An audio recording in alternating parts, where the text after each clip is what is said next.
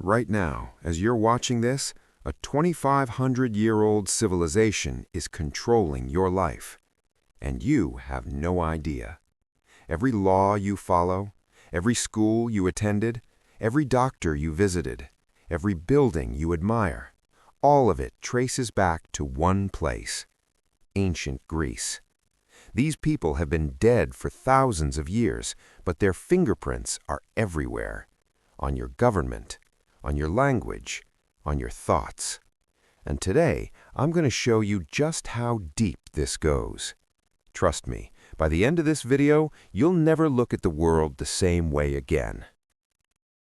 Let's start with something you probably did recently: voting.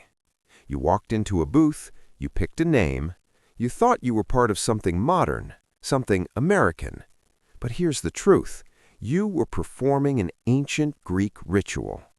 Around 500 BC, a man named Cleisthenes changed history. He looked around Athens and saw tyrants, kings who did whatever they wanted.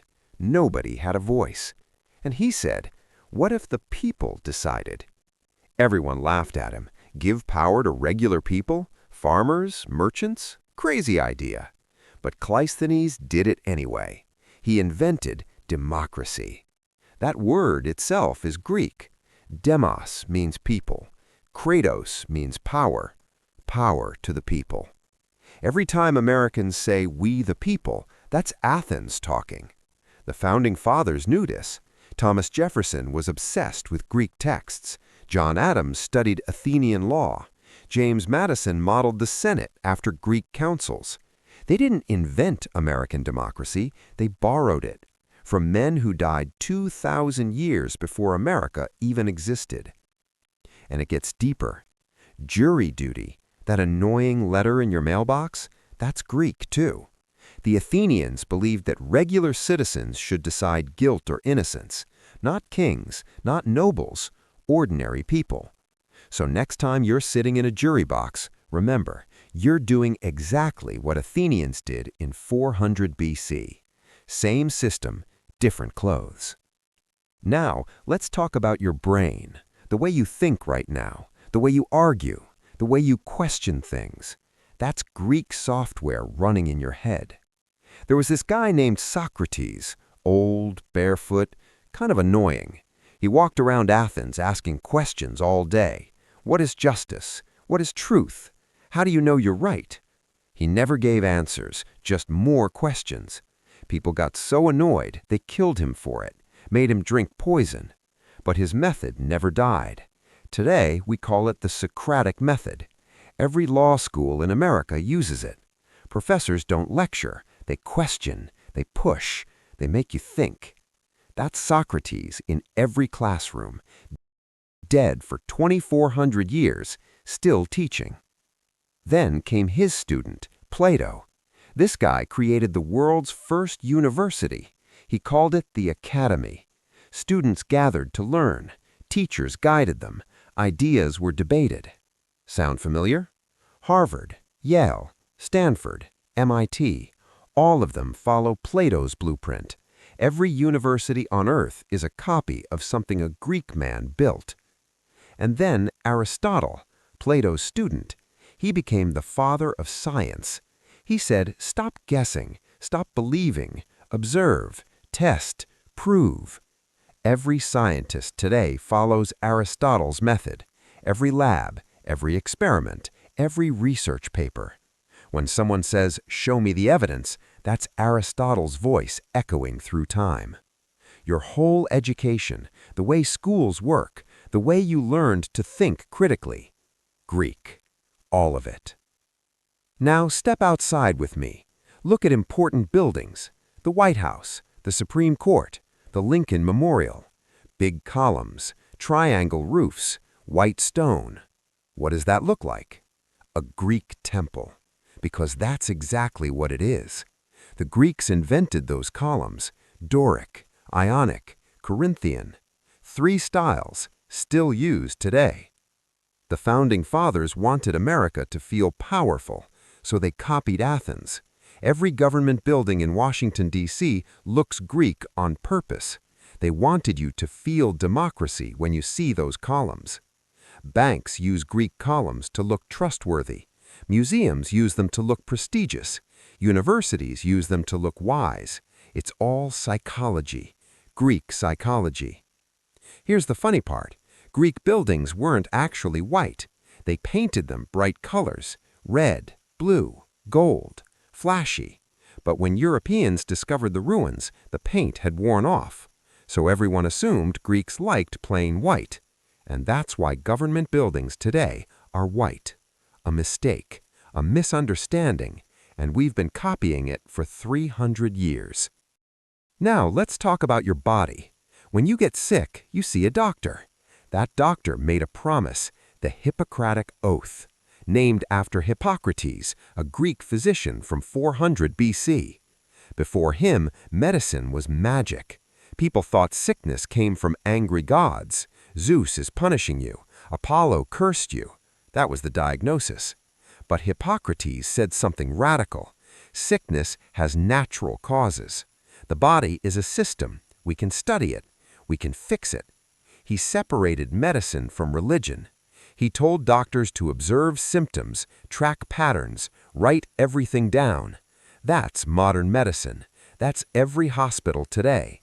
The oath doctors take at graduation, first do no harm. That's Hippocrates, 2,400 years ago, still telling your doctor what to do. Every surgeon who operates on you is following Greek rules. Every prescription you take comes from Greek thinking. The man is dust, but his ideas are in every hospital on earth.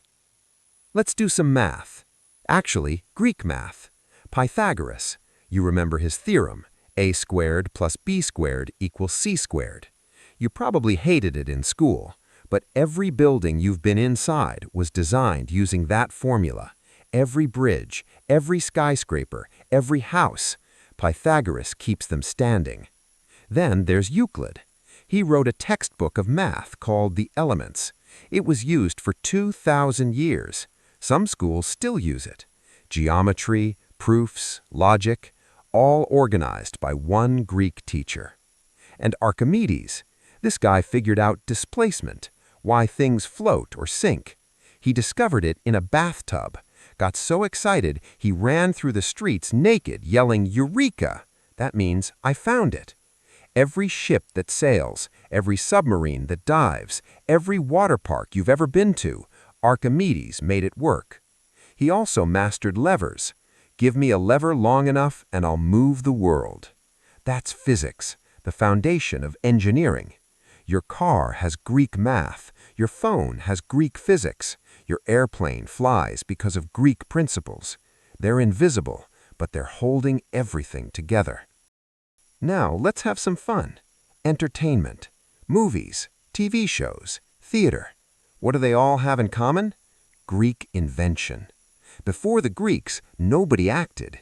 No stages, no scripts, no audience watching a story unfold. The Greeks created all of it. They invented tragedy, stories of heroes who fall.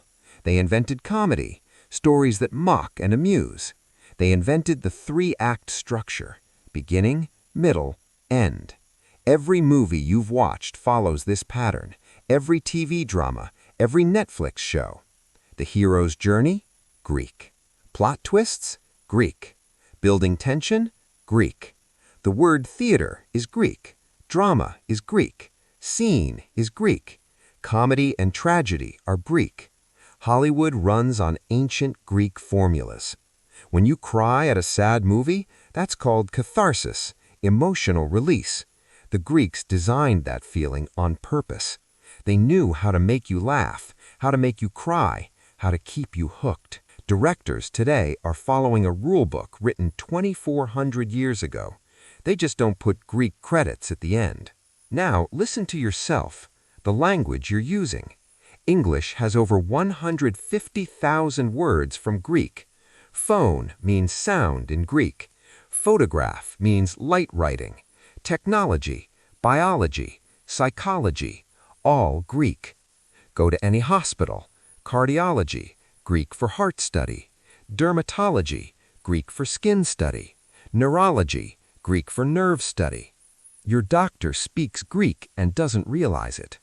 Democracy, philosophy, mathematics, idea, problem, system, crisis, theory. Every one of these words is ancient Greek.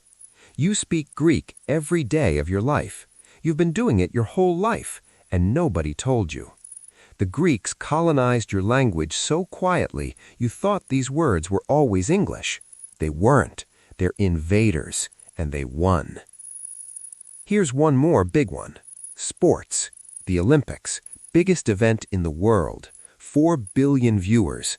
Athletes from every nation. Where did it start? Olympia, Greece. 776 BC. The first Olympic Games. Athletes competed naked, covered in olive oil. Winners got olive wreaths, not gold medals. But the idea was the same. The best athletes competing for honor, representing their cities. And here's something wild. During the ancient Olympics, all wars stopped. Every battle paused. Enemies put down weapons because the games were sacred. Sports mattered that much. Today, we don't stop wars, but the whole world does pause. Everyone watches. The torch relay is Greek. The opening ceremony is Greek. The oath athletes take is Greek. You're watching an ancient religious festival. They just removed the gods and added sponsors. So let me put this all together. Your government? Greek. Your schools? Greek. Your buildings? Greek. Your doctors? Greek. Your math? Greek. Your movies? Greek. Your language? Greek. Your sports? Greek. This isn't influence. This is control. Invisible control. The Greeks built the operating system of Western civilization. Everything else is just apps running on top. We updated the graphics, we improved the speed, but the code underneath? Still Greek, written 2,500 years ago. Every morning you wake up in a house built with Greek math. You drive on roads engineered with Greek physics. You work in a Greek-style economy. You vote in a Greek political system. You watch Greek-style entertainment. You visit doctors trained in Greek methods. And you go to sleep thinking you live in the modern world. But the modern world is just ancient Greece wearing a costume. The philosophers are gone. Their ideas remain. The architects are dust. Their columns still stand. The scientists disappeared. Their methods power every lab. Ancient Greece never fell. It just went underground. It hid in plain sight, inside your laws, your words, your schools, your thoughts. And it's still running everything, quietly, secretly, just like it has for 2,500 years. So the next time someone asks what the Greeks ever did for us, you tell them. They built the world we live in. They shaped the thoughts we think. They created the systems we use. They wrote the rules we follow, and they're still here. In every classroom, in every courthouse, in every hospital, in every theater, in every word you speak. Ancient Greece isn't history. Ancient Greece is right now. If this video changed how you see the world, hit that subscribe button. I've got more secrets to uncover, more hidden history that explains everything around you. See you in the next one.